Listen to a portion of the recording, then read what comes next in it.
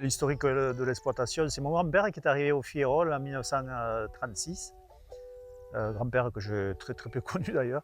Mon père a repris l'exploitation donc avec maman dans les années 50. Ils ont exploité tout seuls jusqu'en 84. Ils ont commencé à acheter des terrains. Disons qu'en 84, quand nous on s'est installés avec mon frère, ils étaient propriétaires d'un cinquième de l'exploitation. Jusque dans les années 90-92, à cette période-là, il a pris la retraite, donc il fallait quelqu'un pour le remplacer. C'est moi qui l'ai remplacé, mais par contre, j'ai arrêté le gardiennage. J'ai arrêté complètement le gardiennage. On est passé en gardiennage clôturé. Donc le nombre de têtes, en ce moment, ça s'est stabilisé autour de 700-750 brebis adultes, 200-220 agnelles de renouvellement, et une vingtaine de béliers. Et alors la production, on a une référence de 1750 hectos, et bon, l'an passé par exemple on en a fait 2000. On vend un petit peu plus de 1000 agneaux de lait, bon, cette année on doit être à 1050 à peu près. On est sur un type de sol, c'est typiquement le Larzac, donc des sols peu profonds, des dolines qu'on a un petit peu agrandies, donc le milieu du champ est un peu meilleur que les bords, mais enfin il y a quand même beaucoup de cailloux. On est à 720 mètres d'altitude, mais on s'aperçoit que c'est quand même, on a l'influence de l'ouest et l'influence du sud, et on est un coin qui est très froid. C'est quasiment le coin du Larzac, du département même le plus froid. Au niveau des surfaces, bon, l'exploitation, je déclare 750 hectares à la PAC, et ça fait 550 hectares de surface pondérée. Bon, là-dedans, il y a à peu près une soixantaine d'hectares, dont 40 de labourables qui servent uniquement à faire les stocks et qui sont très éloignés de l'exploitation, où on ne va jamais avec les brebis. C'est sur le coin de la cavalerie, l'hospitalet, les infrus. Et bon, c'est des parcelles indispensables parce que c'est les parcelles plus profondes où on peut faire beaucoup plus facilement des stocks. Et ici, il y a un noyau je dirais de 500 hectares autour de l'exploitation qui est accessible toute l'année. Et nous avons 170 hectares de communaux qu'on loue à la commune Sainte-Eulalie, où il y a une petite bergerie, enfin c'est un abri, et où on ne va que quand les brebis sont taries, quand on n'a pas besoin de les rentrer 2 fois par jour pour les traire. Voilà. Autour du Fierolles, donc les 500 hectares, c'est quasiment que de la pâture. Et ce que les brebis ne mangent pas, on le fauche. Voilà. C'est aussi simple que ça. Et on fait une trentaine d'hectares de céréales répartis un peu entre le Fierolles pour faire des rotations et surtout les parcelles où on ne va pas avec les brebis. Voilà. On a une 25 hectares comme ça à peu près de prairies qu'on a eu travailler, mais que progressivement on a laissé évoluer en prairies naturelles et qui sont, alors c'est pas productif, mais arrivé au mois de mai, bon, quand ça commence à monter, ça ne fait pas énormément de lait, mais par contre c'est très intéressant parce qu'on peut y aller n'importe quand il pleut, vraiment n'importe quand, ça porte toujours. Et ça c'est intéressant quand on privilégie le pâturage. L'avantage du parcours, c'est que c'est une flore qui se garde. En fait, elle pousse maintenant. Là, on est en plein dans la pousse des parcours. Il y en a, alors les parcours qui sont un petit peu plus profonds, il y a déjà de l'herbe.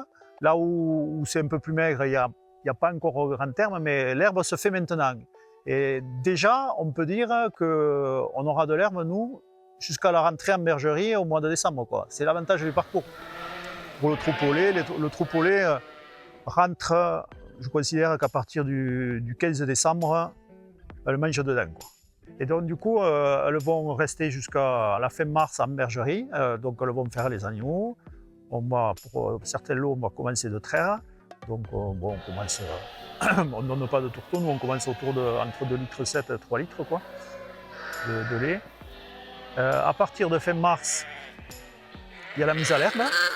On privilégie le pâturage de plus en plus pour arriver quasiment un mois après le début de la sortie où on est 100% pâturage. On ne leur donne plus du tout dedans. Voilà.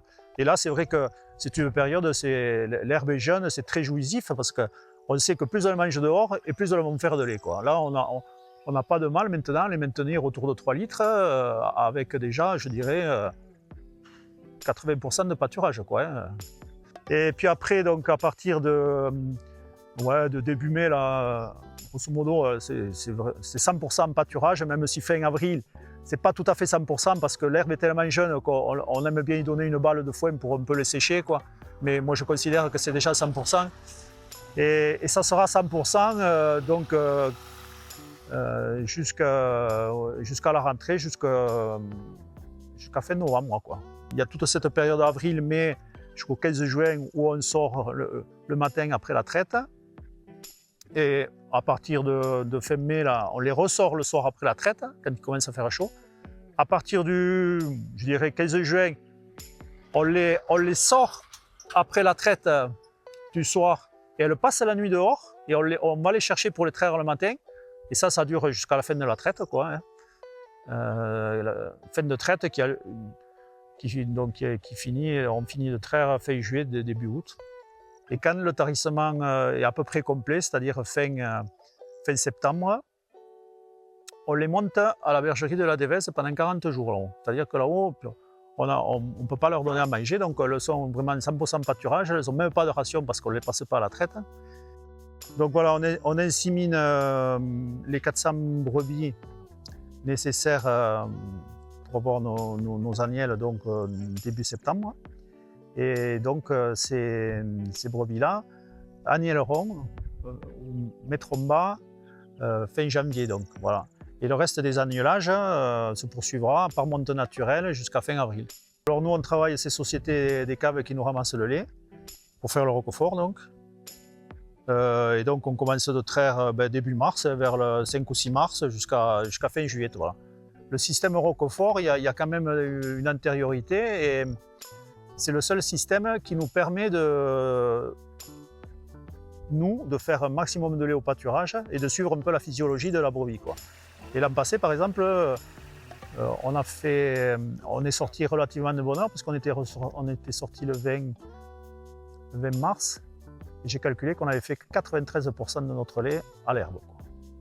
Donc, on n'achetait pas grand-chose, mais il nous manque un petit peu de paille. On fait rentrer 2 ou 3 camions de paille, et qu'on achète chez les voisins d'ailleurs, souvent maintenant. Et on fait rentrer un camion de luzerne déshydratée. Voilà. C'est tout ce qu'on achète. Et puis, si on achète après l'aliment pour élever les petites agnelles, quoi. C'est un aliment complet qui est bien équilibré. C'est vrai que c'est plus facile. Donc, on doit acheter une 15-20 tonnes d'aliments complets pour élever les petites agnelles. On est autonome en principe à 100% ouais, pour les fourrages. On n'a jamais acheté de foin. Et par contre, c'est vrai que notre système là, il a l'avantage qu'on peut utiliser beaucoup de reports de stock, quoi. Toute la période de gestation jusqu'en début d'allaitement, on n'a pas besoin de foin extraordinaire, quoi, en qualité, quoi, je veux dire. Et donc, on garde très souvent du foin, ou on donne très souvent du foin qui a plusieurs années, quoi. Voilà. Moi, je m'occupe de la gestion du troupeau, c'est-à-dire de l'alimentation du troupeau, dedans et dehors. Ma femme Henriette, elle s'occupe de tout ce qui est gestion, facture, gestion du troupeau aussi. Tous les traitements sur le troupeau, c'est elle qui s'en occupe. Tout ce qu'il faut marquer, il faut marquer de plus en plus des choses. Le suivi des produits végétaux, tout ça, c'est elle qui s'en occupe. Et mon neveu Florian, donc, puisque nous sommes 3 associés.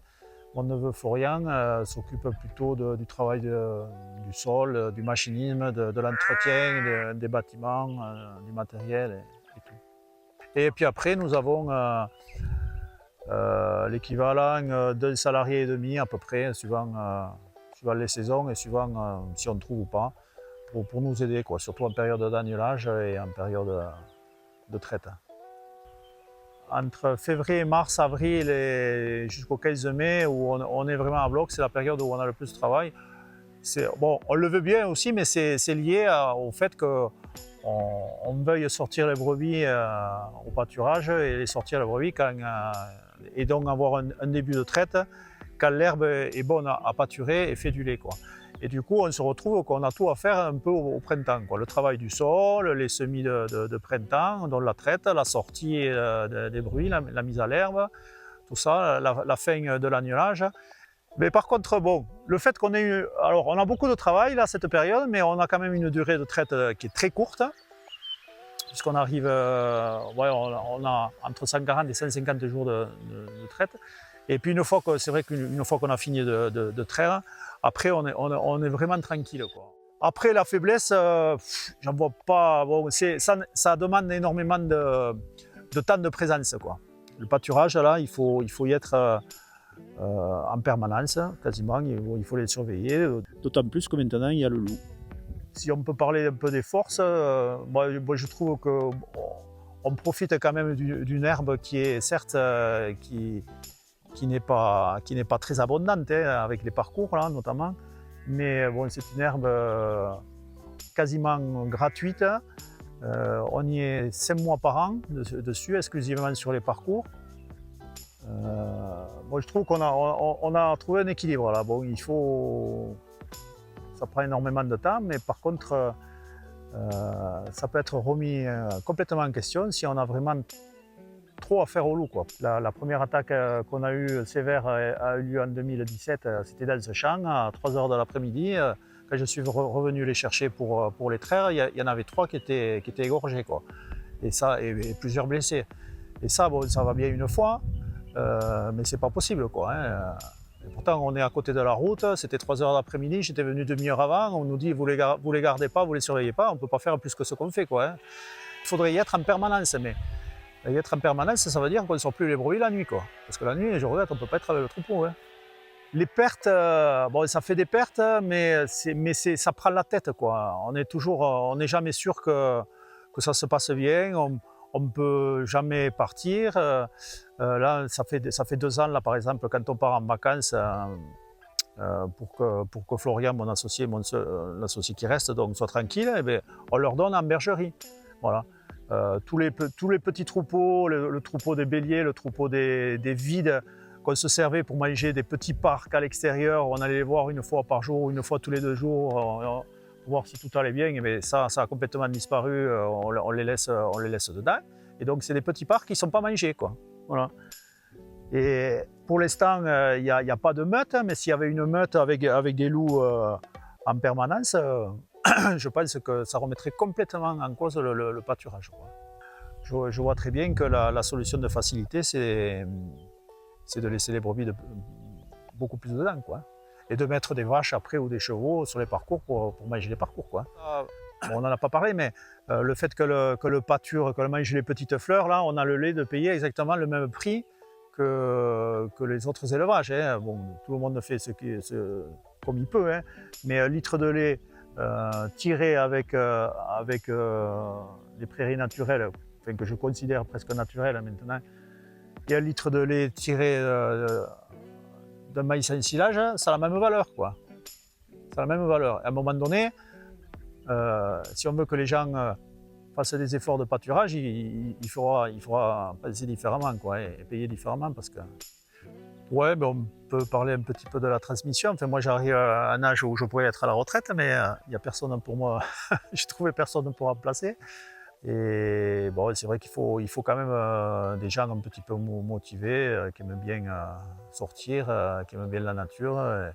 Moi, ce que j'aime bien, c'est bon, c'est vrai qu'on a acheté cette ferme, donc on a travaillé beaucoup, on a fait beaucoup de travail, donc ça me tient à cœur. Et ce que j'aime bien, c'est sortir les brebis au pâturage, voir qu'elles sont bien, faire du lait au printemps quand l'herbe est jeune. Là, ça, je trouve que c'est jouissif, quoi, hein, pour un éleveur, là, voir que tout se passe bien, qu'on a prévu, que ça se passe comme on a prévu que ça allait se passer.